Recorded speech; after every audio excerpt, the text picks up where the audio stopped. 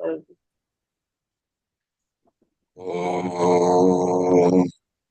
सदाशिवसमारम्भाम् शङ्कराचार्यमध्यमाम् शङ्कराचार्यमध्यमाम् अस्मदाचार्यपर्यन्ताम् वन्दे गुरुपरम्पराम् गुरुपरम्पराम् ॐ ॐ सहना भवतु सहनावतु सहनौ नौ भुनक्तु भुनक्तु सह सह वीर्यम् वीर्यं कर्वावहै करवावहै तेजस्विनावधीतमस्तु मा विद्विषावहै तेजस्विनावधीतमस्तु ॐ ॐ शान्ति शान्ति शान्ति शान्तिः शान्तिः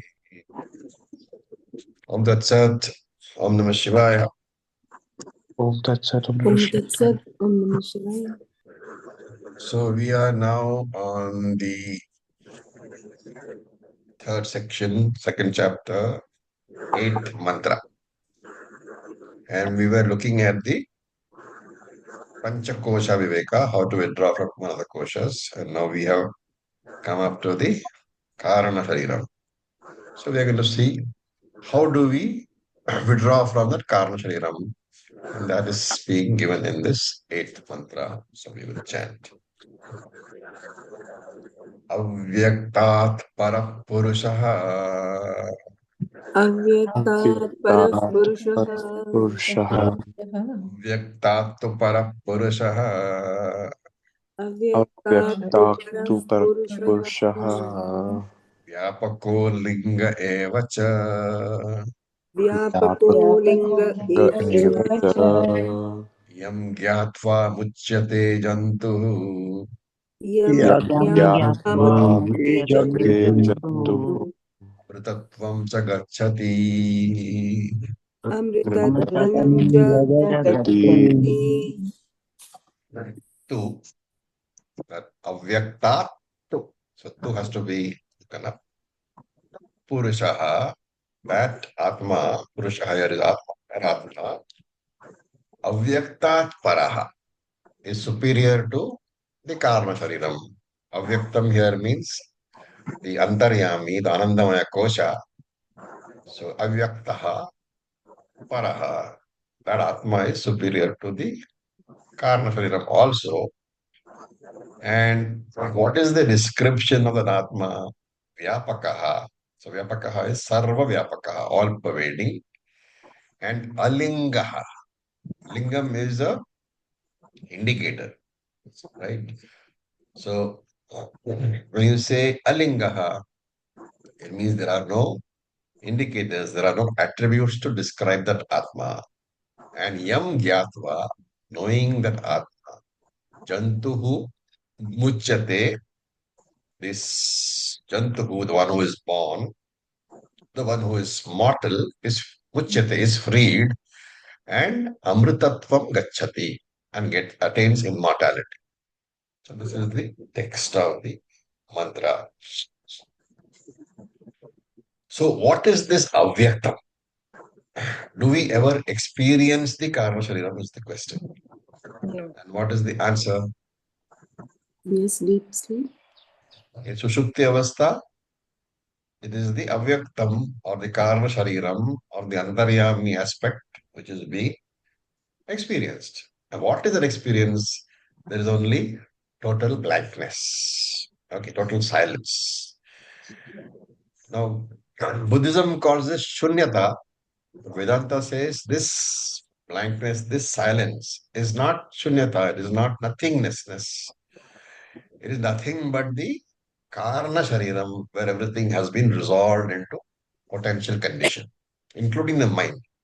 And since the mind has also been resolved, there is no experience at all.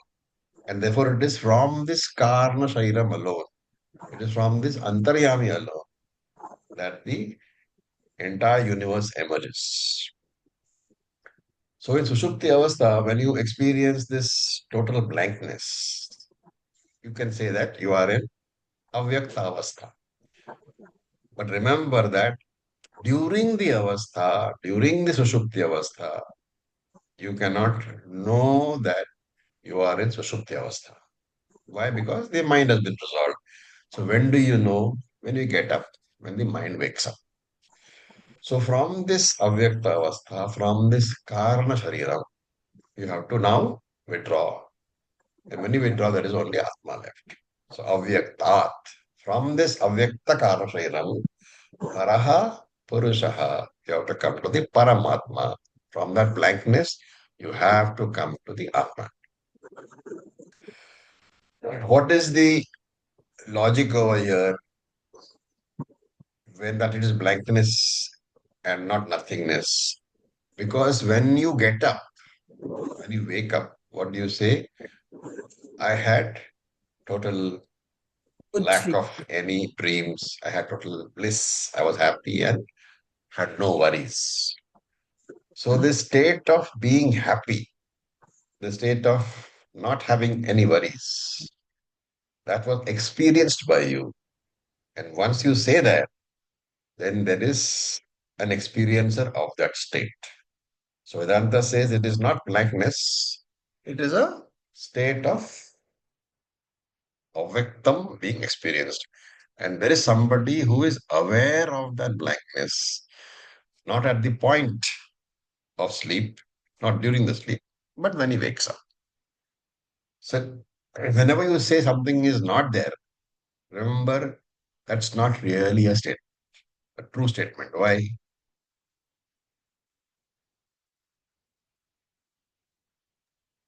Raviji, may I try? Please, Natarajanji.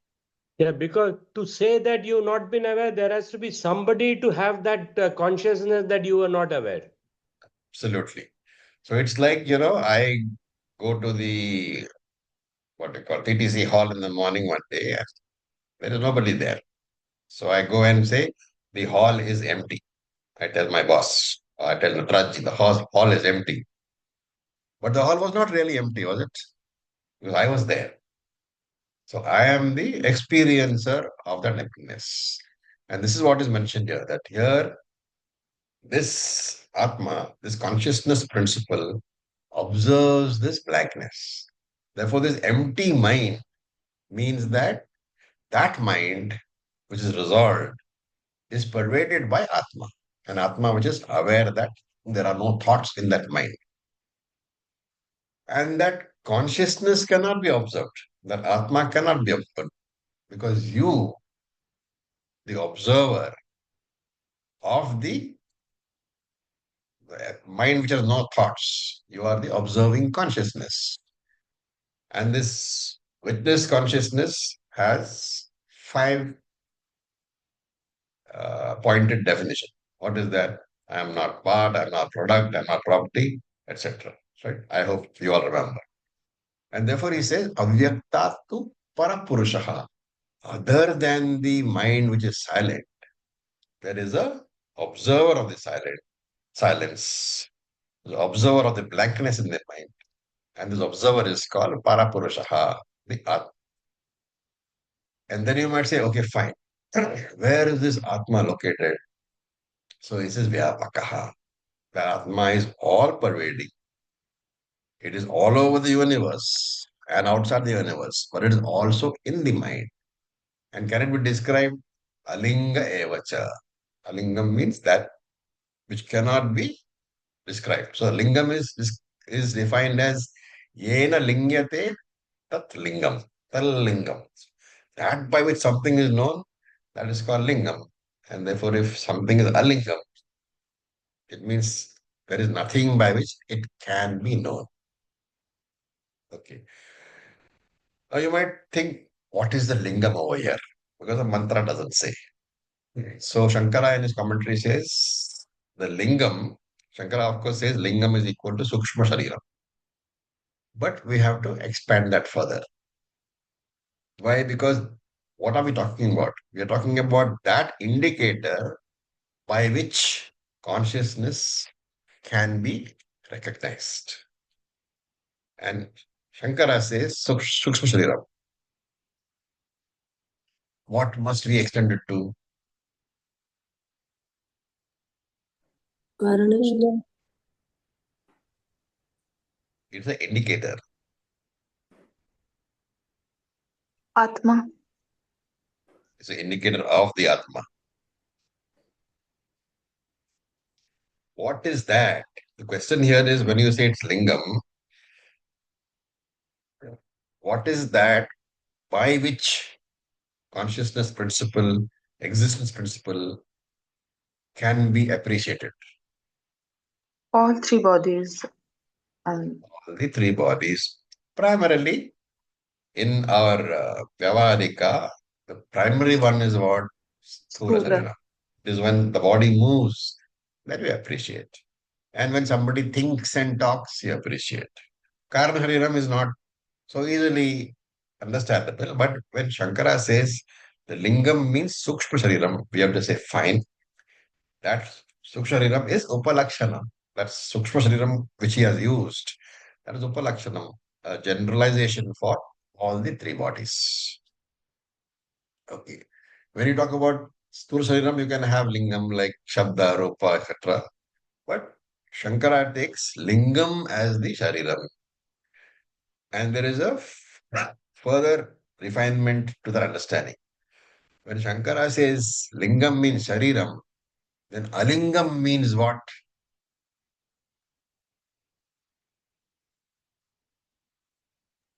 It's a Without, straight conversion, right? without Sharira. Without Not sharira, associate. which means what? Atma. You have to give the entire reasoning. Lingam is shariram. Alingam means ashariram, without a body. Without a body means I don't have any connection with the body, which means what?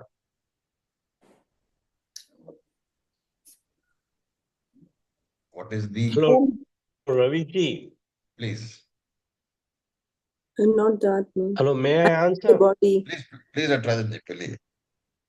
Yeah, see, the world is divided into two, spirit and matter. So if it is not this, it has to be the other one only. So it has to be Atma only. It has to be Atma. But when you say that I don't have any connection with the body, it means you are Asangaha. That is what Shankara is driving at over here. This Atma is Asangaha, without any connection to the body.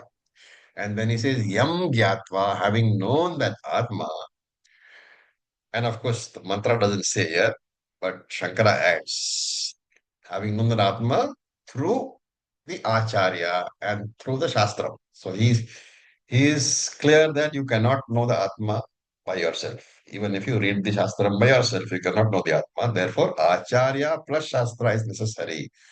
And having known that Atma using the Shastram through the Acharya, then Jantuhu Muchyate. The Jiva is freed. And freed from what? That the mantra doesn't say. So he adds, Avidyadi Hridaya Granthabihi. What does that mean? Avidyadi Hridaya Grantaha. Where have you heard this before? Vidyate Hridaya Granthibihi. Mundaka. Mundaka. So the knots of the heart are broken. And what are the knots of the heart? Avidya, which are avidya, etc. So avidya and its products are the Hridaya Granthi. So what are avidya and its products? Kama, karma, all those are. He will be freed from that. Uchyate means he will be freed from the anatma problems. Right?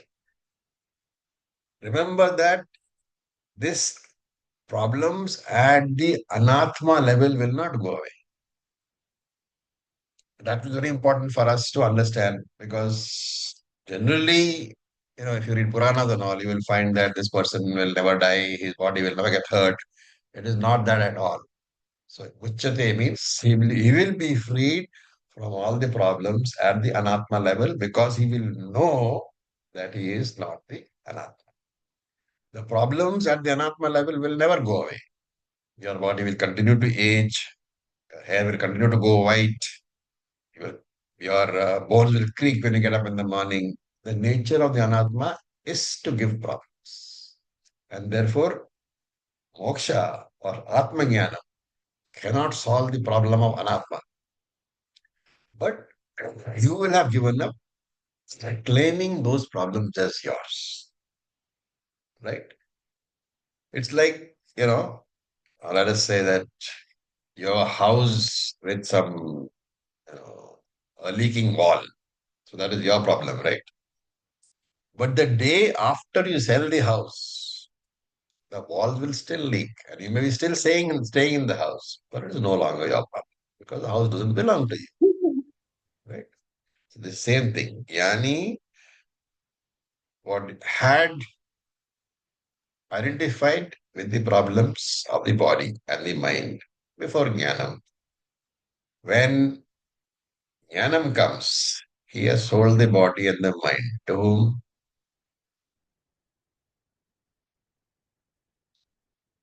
Anityam. He has sold the body and the mind to the owner of the body and the mind. Who owns the body and mind? Ishvara. Ishvara. Therefore, Jnani, whenever he gets Atma Jnanam, he sells the body mind or transfers the body mind to Ishvara. The problem becomes that of Ishvara. And this is the essence of Vedanta. Vedanta does not solve the problems of Anatma. Vedanta only shifts your identification from Anatma to Anatma. Change of ownership. You are still using the body, right? You may have sold it to Ishvara, but you're still using the body. So the fact is, Vedanta allows you to change the concept of the body from ownership to trusteeship. You still use Raviji, the body. Yeah, please. may I ask a question? Please. Suppose if I transfer the ownership to Ishvara, then the Vedanta also says I am identified myself with Ishvara. So the ownership would still remain, no? Either as yourself or as through Ishvara. Very good. Excellent. But the point is, Ishvara doesn't have attachment. We have attachment. Ishvara knows that Anatma is Vyavarika Satyam. It's not, it's dependent upon him and doesn't affect him. I don't know. That's what is meant by saying transfer of ownership. Okay. It's like you have used, supposing, for example, that house in which you stay, you sell it, but you continue to stay in it. It is not that you don't look after the house, right? Because you're staying in it. But the attitude has changed from I am the owner to I am the trustee. You still look after the house because you're staying there.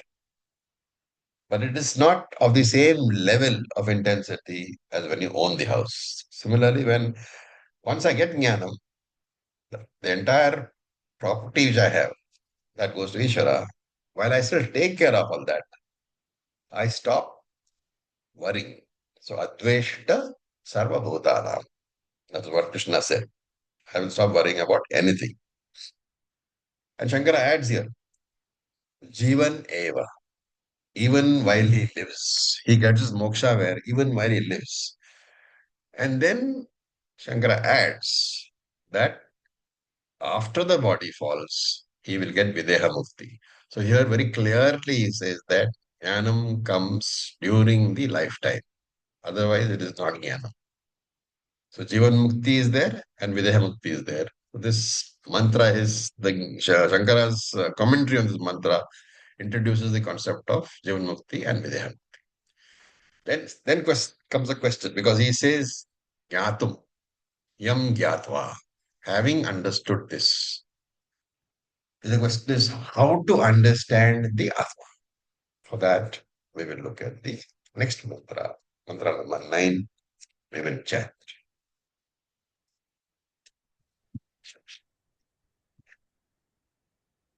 न सन्दृशे तिष्ठति रूपमस्य न सन्दृशे तिष्ठति रूपमस्य न न चक्षुषा पश्यति कश्चनैनम् न चक्षुषा पश्यति कश्चन हृदा मनीषा मनसा प्रक्षुब्धः हृदा हृदा मनीषा मनसः अभ्युक्तः ये एतद् विदुरम् अमृतास्ते भवन्ति य एतत् य प्रमातास्ते भवन्ति एतद्विदुरमृतास्ते भवन्ति So Rupam Asya Rupam, the nature of this or the form of this Atma, he says, which Atma? The Pratyekatma. So we know that the form of this Pratyekatma cannot be perceived by the five senses. They are indriya agocharam. So he says, asya rupam na tishtati.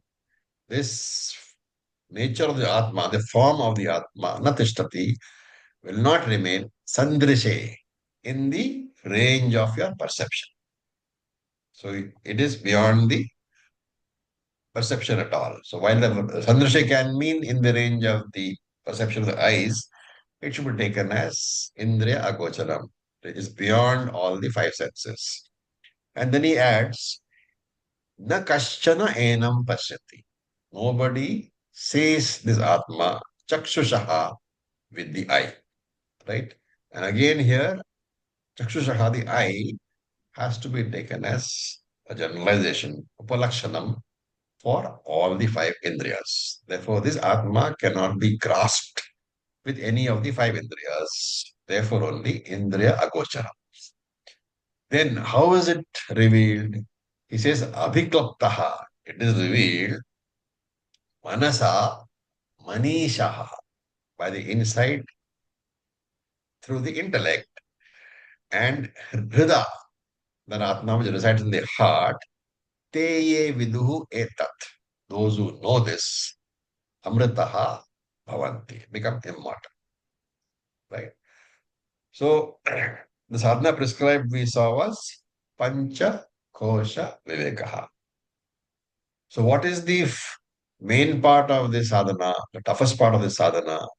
It is dropping ahankara and mamakara.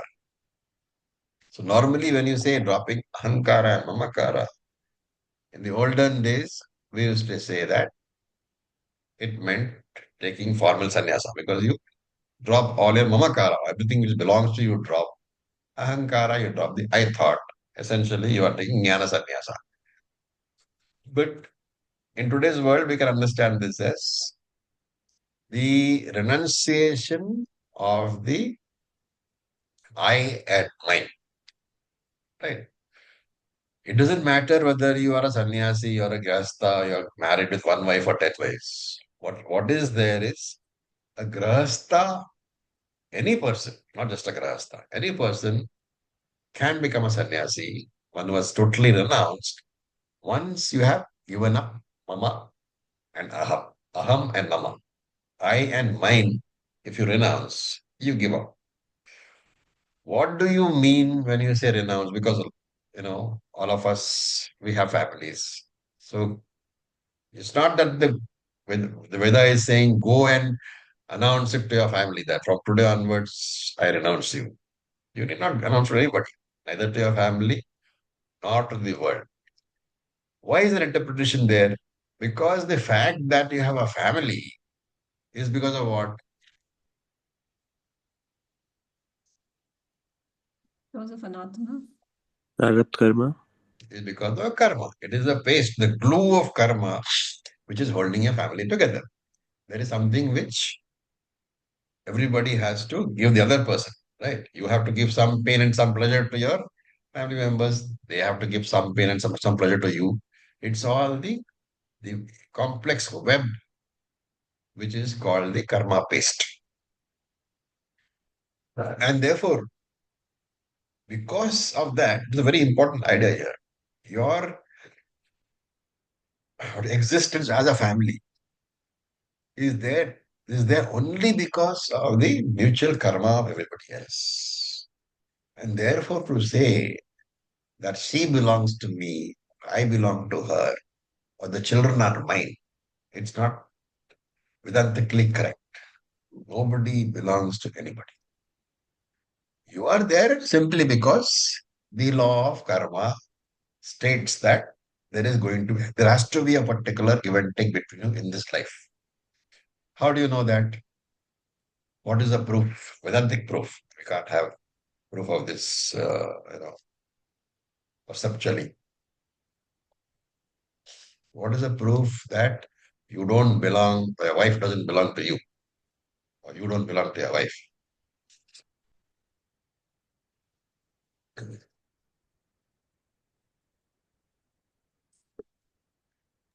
The I, which I, that depends again. If it's I means Brahman I, No, we are not getting into the Atma part. Atma is there everywhere. The proof is that in the last life, you would have been with somebody else. In the next life, you will be with somebody else. The law of karma operates on which body? The pain and pleasure are felt by which body? Sukshma. Sukshma as well as Thula, right? Sukshma cannot experience anything unless Thula is there. So the primary driver for the karma pace to become operational is your physical body. And as the physical body changes, the person changes. That's what we say, right? And that is what is meant by saying nobody belongs to anybody else. The Sukshma Shariram which you are having today, in which you think this is my wife, this is my husband, these are my kids, that same Sukshma Shariram in the next birth will have a different physical body and therefore different partners. Relationships are only between physical bodies, solely because of the law of karma. And therefore, when you say I belong to somebody, it's actually a non-understanding of the law of karma. Right? And it is important to understand all this. Therefore, the Yamraj says that this sadhana requires a very subtle buddhi, a very sharp intellect. And it is because that effort, that sharp intellect is required, that you will find that the majority of these people in the world, they are not inclined towards jnana marga, but most people want only bhakti marga. Where I get up in the morning and sing Rama Rama Hare Hare. But I forget that Rama Rama Hare Hare is good. But for what? Chitta Shuddhi. For Chitta Shuddhi alone. Bhakti Marg is good for Chitta Shuddhi.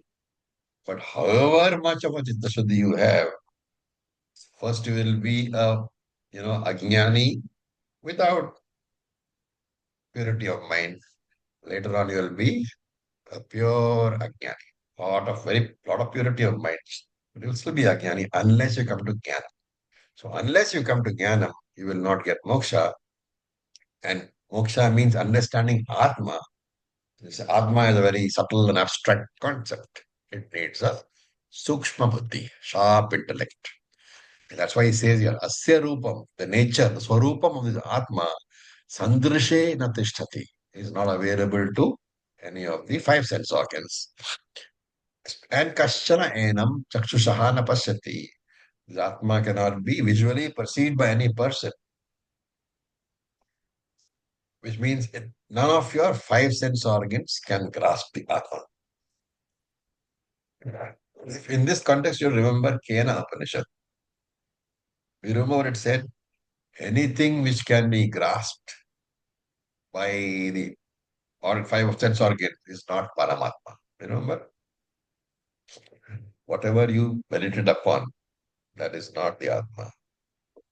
Whatever you see is not the Atma. Right? All are only symbols. So a symbol is different from the Swarupam, right? From the form.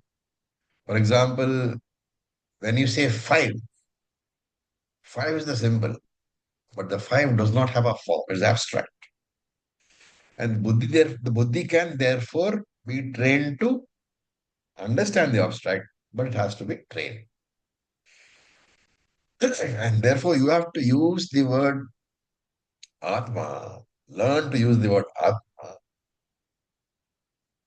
with the understanding that it's a symbol and not a form. Most people who have not studied Vedanta, they use it as a form. And that's why I say Uska Atma, his Atma, my Atma. It indicates a form. But we are talking about a symbol over here. And Hridaha means the heart over here. Manishaha is the intellect. And the intellect is normally taken as residing in the heart. Therefore, Hrida Manishaha means that intellect which for which the Golakam is the heart. Because Shastra says that the Golakam for the Buddhi is the heart. And Manasaha, Manasaha here has a special word, a special meaning. Manasaha here means the teaching given by the Acharya. The teaching given by the Acharya So, Manasaha Sukshma Buddhya. With a sharp intellect, you have to grasp the teaching given by the Acharya, teaching of the Shastram. And then only Aviklaptaha. Aviklaptaha, Shankara translates as Abhiprakashitaha, revealed. There were two things. Atma is revealed. If you want to understand Atma, there are two things necessary. A very sharp, focused intellect and the correct teaching gained through a teacher. And then only etad viduho. The student will know the Atma. And once having known the Atma as what? As none other than myself, then te amritaha bhavanti. That person, that student will become immortal. And in fact, here is something which I would like to mention that even if we are born, if we are blessed with a sharp intellect, remember that the study of the scriptures, especially with the bhashyams, it refines the intellect. And therefore, normally we say that you study Tattva you study Bhagavad Gita, you study 10 Upanishads. After that, once having done this, your ability to use the intellect fruitfully, the sharpness of your intellect has increased many times.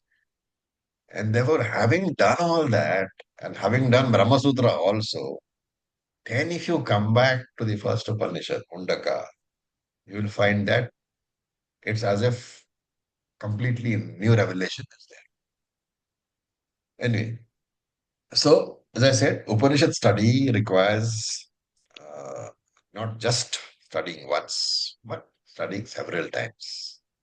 Because study makes the mind more subtle, and later study reveals a deeper dimension of every Upanishad. And here, what is there? Buddhi is my eyes, and the teacher's Upadesha, the teaching, is the mirror revealing the face of the Shastra. You need both the mirror and the eyes and the Buddhi. And by joint effort of these two, the intellect and the teaching, the Guru Upadesha and Shishya's subtle Buddhi, the Atma is revealed. Etad viduhu. This person who discovers this through the teaching from a qualified teacher. Amritaha bhavanti. They discover immortality. They become jnanis. They are freed from the grasp of samsara. Now we look at the next mantra, the 10th one. So we will chant. Yada panchavatistanti यदा यदा पञ्चावतिष्ठन्ते पञ्चावतिष्ठन्ते jnanini manasa saha ज्ञानी मनसा सह मनसा सह buddhischana vicheshtadi बुद्धिश्च बुद्धिश्च न विचेष्टति tamahuh paramam gatim.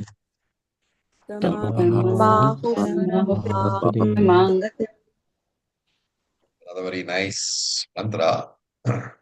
So they say, Ahuhu, the wise men, Ahuhu, they declare, Tam Gatim Paramaha, that destination to be the highest.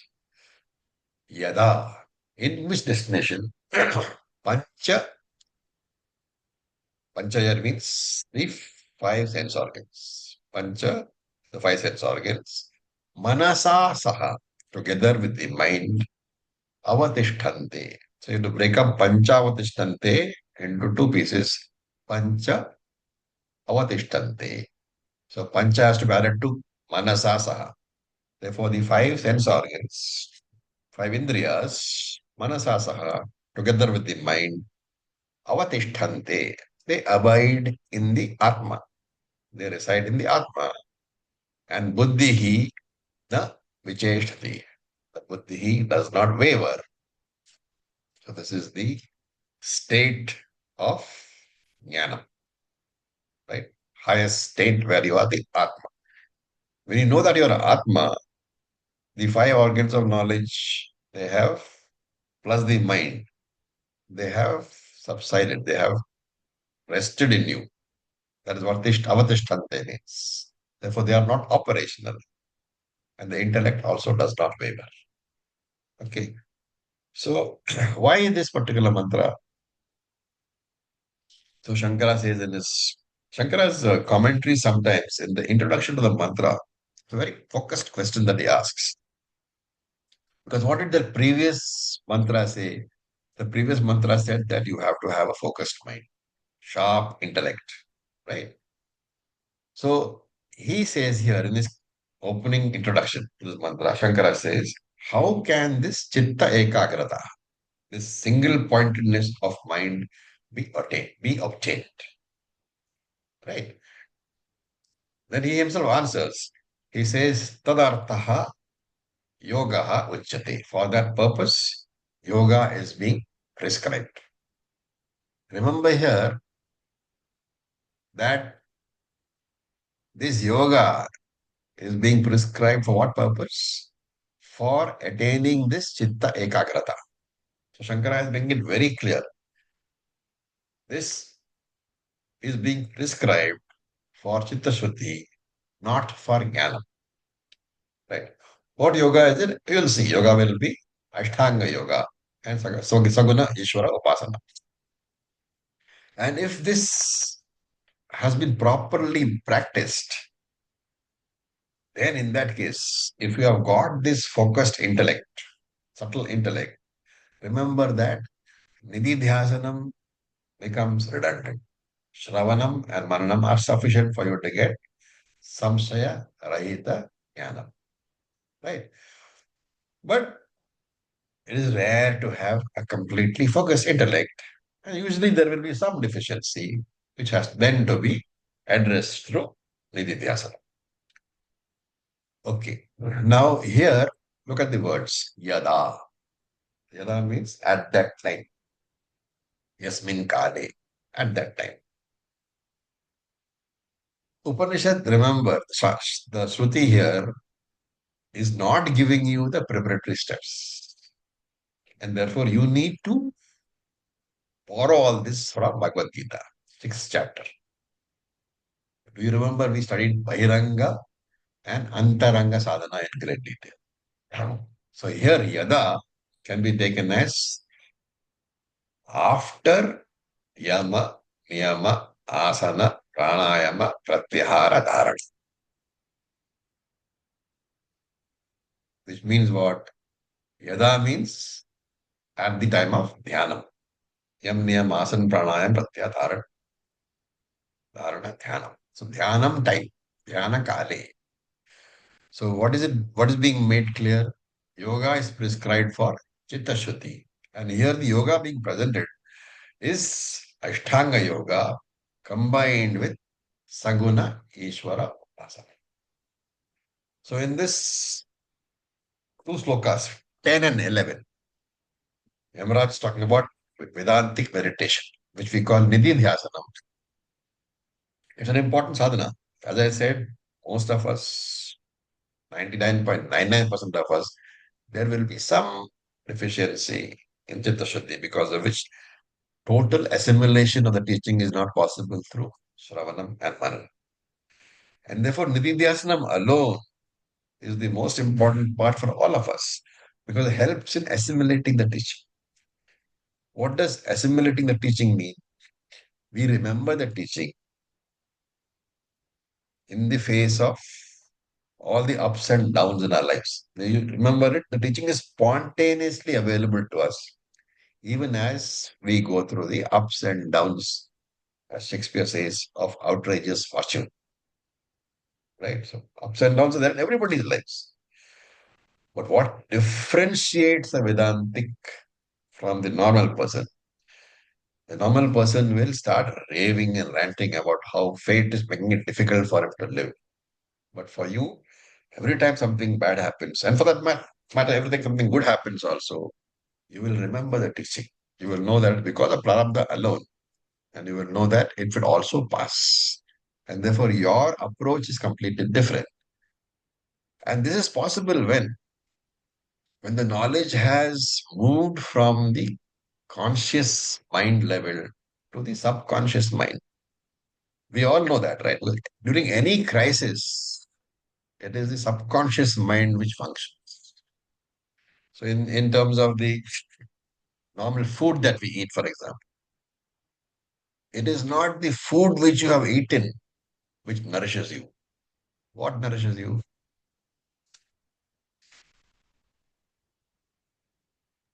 Assimilation. The digested food. That is what nourishes you. And therefore, the jnanam lying at the top level of your conscious mind, it's good for you when everything is great because you can calmly remember. But when you're going through a crisis, and you will go through a crisis because prarabdha karma is of both types, good and bad. At that point of time, it is a subconscious mind where the teaching will spring forth and say, this too will pass. Right? And make this happen, to make that uh, knowledge permeate into the subconscious mind, it is necessary to recall that teaching repeatedly, regularly, consistently. Otherwise, study will not lead to any transformation. It will be only information. Right? And information is not what we want. Information we all have, but we want to transform. We want that information, that Shruti Vakyam, to transform us. We don't want to know what the Shruti Vakyam is. Just want to know that. We want it to transform us. And if transformation does not take place, then the entire years of study which you have spent will of will be of no use to you. And therefore, we talk about Nididhyasana. And when we talk about Nididhyasana, there are two types of Nididhyasana. One is called Brahma Abhyasa Rupa Nididhyasana. Brahma Abhyasa Rupa Nididhyasana. So as I said, we have to remember the teaching in and through your daily activities. You have to be able to recall the teaching. And this was presented in the fifth chapter, Pashyan Shrinman Sprishan Jagran. Whatever you do, may you remember that actions belong to Anatma alone. It is because of the interaction of the sense organs and the sense objects that everything, all emotions, all these things arise there. And what is your role over here? Your role is only a contributory role. It's not a controlling role, right? So I do not have 100% control over anything in my life. And this is a difficult process since whenever a crisis comes, right? Whenever your husband or wife shouts at you, how easy is it to remember Vedanta? The first thing you forget in any crisis is Vedanta. And therefore, we say that you should keep practicing this. And after some time, the assimilation will begin. And therefore, next time your spouse says something nasty, you will not say, what? You will say, what? The So transition, what? yes, the transition has to come from what to so what. That what to so what, that is the Vedantic assimilation. So this is called Brahma, Abhyasa, Rupa, Nididhyasana. All the time, whatever you are doing, at the back of your mind, some tape should run. This is what Vedanta says. Right? That is called constant 24 by 7 by 365. So that Brahma Abhyasa, open. It's very simple. It just means remembering it in all activities. You don't have to sit down anywhere. You don't have to close your eyes. It is remembering the teaching as far as possible, 24 by 7 by 365. The second one is Samadhi Abhyasa Rupa Nidhyasa. You understand, right? Samadhi Abhyasa. Exclusive time is devoted for this. You drop every other vyavahara. You go to your puja room. You sit in cross-legged position or on a chair, depending upon the state of your back. And you devote some time solely meant for remembering the teaching. So Samadhi here means focused attention. In Brahma Abhyasa Nididhyasanam, remember that you try to recall the teaching in and through all your worldly activities. When you're walking, you're running, you're driving, whatever it is, that tape has to run in your mind. But in Samadhi Abhyasa, you drop everything else and you devote some exclusive time for this. And this we saw in which chapter of Bhagavad Gita? Chapter 6. Chapter 6. Remember, the chapter 6 is based on these two verses, verse 10 and 11 only. And if you remember Kaivalya Upanishad, the teacher there says that when you enter the puja room, the meditation room, you should become a temporary sannyasi. Hand over all your family members and all your problems to Vishwarupa Ishvara. He will take care of all those 30 to 45 minutes when you are in meditation, right? And at least for those 45 minutes, your family will be free of you. They will have peace of mind also. Remember it that way also. Okay. Then yada. So nididhyasana kale, Vedantic meditation. What is Vedantic meditation? Meditation on myself. Who am I? I am the meditator. Therefore, Vedantic meditation is nothing but meditation on the meditator. And here we're talking about Samadhi Abhyasa, focused, one-pointed remembrance of the teaching. I have assumed a formal position, either sitting cross-legged, which are comfortable with. And here you can remember the entire range of teaching. The range of teaching has basically two things. What is that? Atma or Anatma. When you remember Atma, remember all the attributes which have been talked about, Nityam, Anadi, all those things. And don't say Atma is Nitya. You have to remember it as I am Nitya, I am Anadi, I am Sarvavyapi. That can you must remember. Or if you want to focus on Anatma, you can focus on Anatma. But what should be the meditation? I'm not. You are not is I'm one not thing. this, that nothing. You can also say that this is nothing but Mithya Nama Rupa. Mithya Nama Rupa cannot give security, cannot give, any sort of security. Therefore, I should not hold on to it. So, the acceptance of the Atma as yourself, the rejection of the Anatma because it is of no use to you, this can be the type of meditation that you do. Okay, then, so we come back. The Pancha means the Pancha Jnana Indriyani and Avatishthate. They remain in the Atma, which means they remain without uh, functioning, without going into the natural functions, which means they don't have any craving for any sense objects, at least during the time when you are doing a meditation. This is called avasthanam, abiding. And he says mind also, right? He says indriyani pancha manasa saha. Why? Because the sense organs can remain quiet. But if the mind also doesn't remain quiet, then the mind will start projecting something. Even though sense organs are not able to grasp anything, the mind will start projecting from memory. And that's why he says both. The sense organs should be quiet, the mind should also be quiet. And where do they abide? Atmanyeva, in the Atmani only. So the two questions here. What do you mean when you say mind rests in the Atma? Any answers?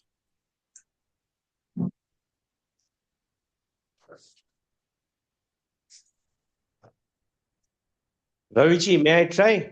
Please, Dr. Arjunji. Yeah, when we say the mind rests in the Atma, we are saying is one, the mind is able to function because of the presence of the Atma, and I am identifying myself with Atma. That is what the attempt should be. That's Absolutely what will correct. make it into subconscious. Absolutely correct. So basically, whenever you say Samadhi, Rupa, Abhyasa, or for the other matter also, you're saying mind rests in Atma, right? The resting in Atma means that, remember that mind will always have thoughts, right? But here, as Natarajan said, you have to identify with Atma, which means that you have to deliberately entertain a thought that I am Atma. Identification with Atma is deliberately entertaining a thought that I am Atma. Atma Akara Vritti. A thought which is about Atma only. It can be anything. I am Nitya, I am Sarvagataha, I am this, I am Anadi. But about Atma only. Initially, of course, initially for quite some time actually, this thought has to be deliberately generated, right? It won't just come because if you just sit with your mind quiet, you are more likely to think of ice cream and pizza than of Atma. So deliberately, you have to focus your mind and generate this thought. Regular, regularly generating this thought will make it a practice, will make it a routine, will make it a samskara. Later on, as your progress increases, you will find the vritti is deliberate, is coming quite easily. So initially, you may need samadhi abhyasa practice, but sooner or later that has to evolve into Brahma abhyasa, where spontaneously the fact that I am Atma, the thought that I am Atma is being generated. And what kind of thoughts?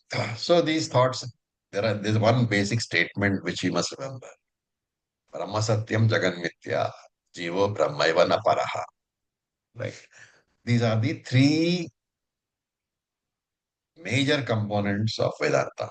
Brahma Satyam, I alone am Brahman.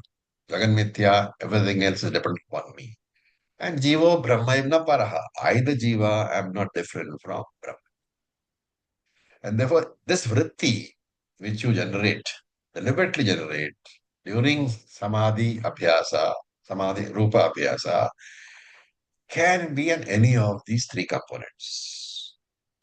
And therefore, as long as the mind is thinking about Brahma, Jagan, Brahma Satyam, Jagan Mithya, Jiva, Brahma, na Paraha, there is no Anatma Dhyanam.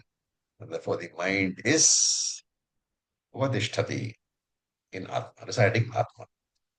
The idea is, may you not be intellectually distracted or emotionally distracted during Vedantic meditation.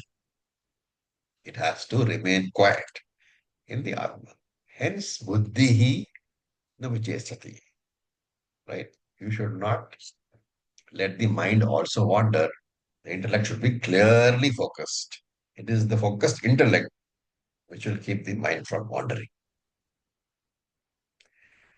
And one more thing you should remember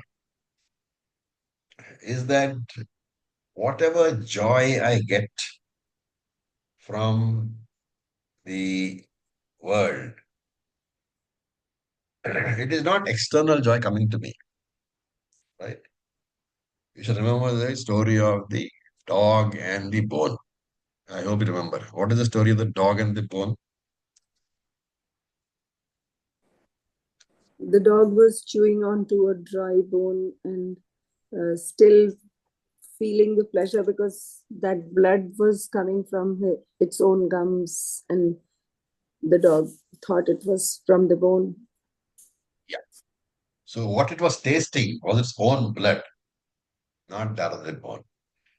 Whenever I experience Ananda, remember that it is the my Atma Ananda which I am experiencing, reflected in the object of the world. What is the trigger which reflects, which makes that reflect? It is the quietness of the mind. Right? So when I go to the bank to withdraw my money, I don't jump up and down, right? Why? Because it's my own money. And similarly here, no need to jump up and down. It is your own Atma Ananda, only the conducive circumstances are there. And if you constantly remember this fact that any ananda which I get from any object doesn't belong to the object, it belongs to me, constantly thinking and assimilating this will lead to a state where I don't feel the need to get ananda from objects.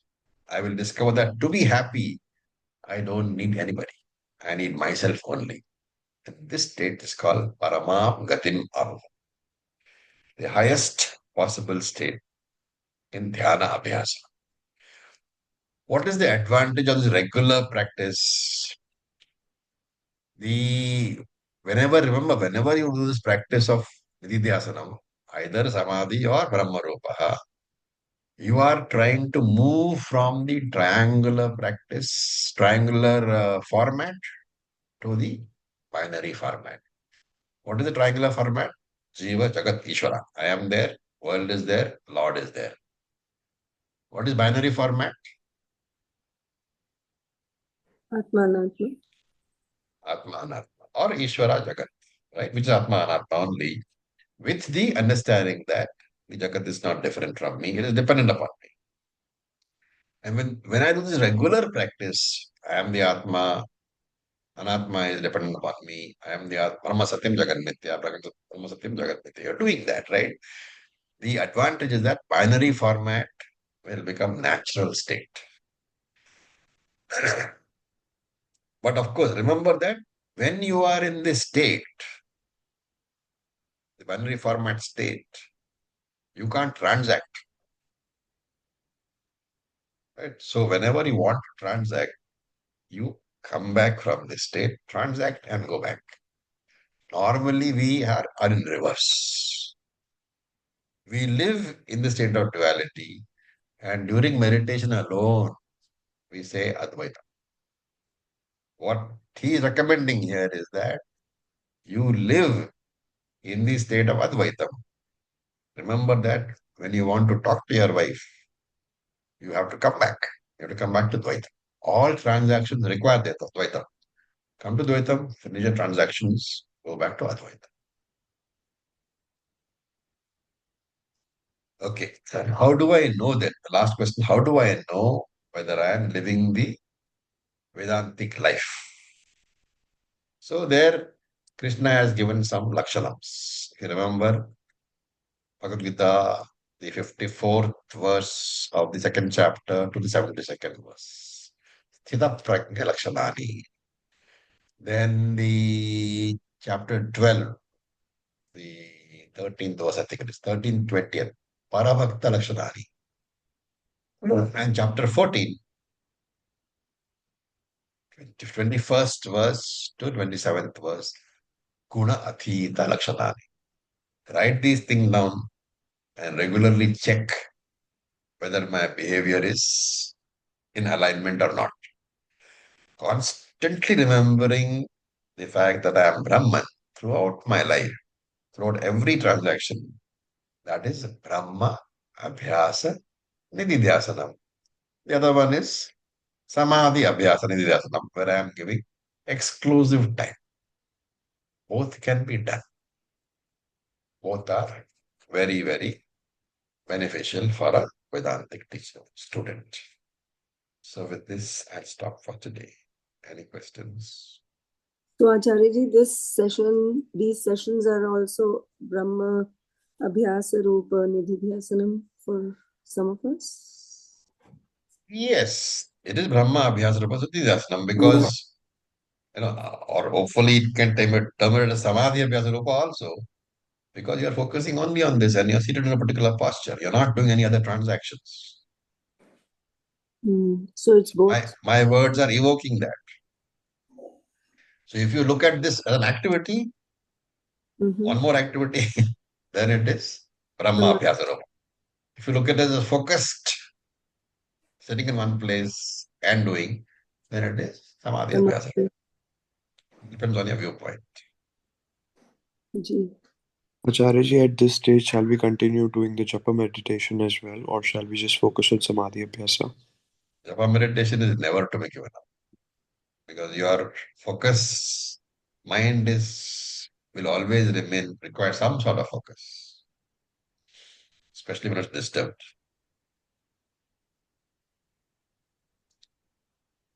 When you say Om Namah Shivaya, all you have to do is to convert that Om Namah Shivaya from somebody else to yourself. If you want to make it Vedantic.